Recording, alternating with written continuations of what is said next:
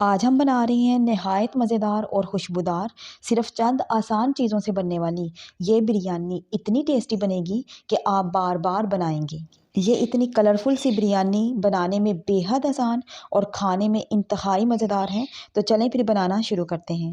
सबसे पहले हमने एक पतीले में हाफ़ कप कुकिंग ऑयल ले लेना है और ये कुछ खड़े मसाले हैं मेरे पास। एक दालचीनी का टुकड़ा है, एक बड़ी इलायची है, एक बादियान का फूल है, 4 से 5 लौंग हैं और तकरीबन हाफ़ टी स्पून काली मिर्चें हैं।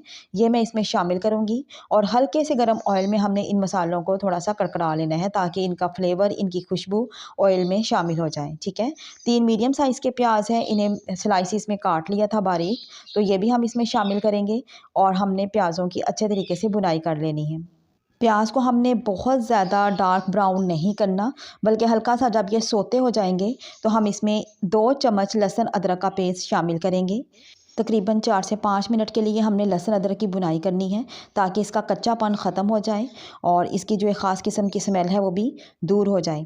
तो यहाँ पे हम प्याज और लहसुन अदरक दोनों की भुनाई करेंगे और जब इनका थोड़ा सा डार्क ब्राउन कलर आ जाएगा, ये देखें यहाँ पे डार्क तो नहीं, खैर लाइट ब्राउन कलर आ जाएगा, तो अब हम इसमें शामिल करेंगे कुछ पाउडर्ड मसाले। तो थोड़ा सा हमने कुकिंग ऑयल को कर देना है साइड पे और सेंटर में जो ऑयल है उसमें मैं थोड़े से मसाले शामिल करूँगी, ठीक है? ये हाफ़ टेबल स्पून मेरे पास लाल मिर्चों का पाउडर है और तकरीबन हाफ़ टेबल स्पून ही कुटी हुई लाल मिर्चें हैं। एक पैकेट मेरे पास है बिरयानी मसाले का। अगर आप ये शामिल करना चाहें तो वेल एंड गुड, क्योंकि इसकी वजह से पूरी बिरयानी में बहुत ही मज़ेदार, बहुत ही अच्छी खुशबू आएगी। और अगर आप इसको स्किप करना चाहते हैं तो आप इसकी जगह पे जो गरम मसाला पाउडर है वो शामिल कर सकते हैं, काली मिर्चों का पाउडर शामिल कर सकते हैं या फिर आप हरी मिर्चें जो हैं उनकी क्वांटिटी बढ़ा सकती हैं, ठीक है? तो मसाले जले नहीं, मैंने फ़ौरन से इसमें 3 मीडियम साइज़ के टमाटर हैं बारीक काट लिए थे। थोड़ा-सा इसमें पानी शामिल कर दिया ताकि मसाले हमारे जल ना जाएँ। तो ये हम शामिल करेंगे, तमाम चीज़ों को अच्छे तरीके से मिक्स करेंगे। फ्लेम को हम लो करेंगे और तकरीबन 2 से 3 मिनट के लिए कवर करेंगे ताकि टमाटर सॉफ़्ट हो जाएँ। 2 से 3 मिनट गुज़रने के बाद हम ढक्कन हटा के देख लेते हैं। टमाटर भी सॉफ़्ट हो चुके हैं और जो ऑयल है वो भी तकरीबन सेपरेट हो चुका है। तो इसका मतलब है कि मसाले की बुनाई हो चुकी है। तो चलें अब हम इसमें शामिल करते हैं 2 आलू हैं जिन्हें मैंने लंबाई की सूरत में काट लिया था। तो इस तरह की कटिंग मुझे ज़्यादा अच्छी लगती है, तो ये हम इसमें काट के इस तरीके से आलू शामिल कर देंगे।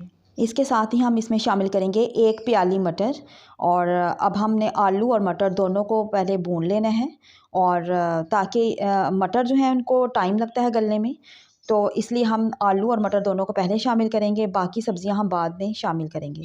2 से 3 मिनट के लिए हमने आलू और मटर दोनों को भून लेना है और उसके बाद हम इसमें शामिल करेंगे आधा ग्लास पानी और कवर कर देंगे तकरीबन 3 से 4 मिनट के लिए ताकि मटर जो है वो अच्छे तरीके से गल जाएं।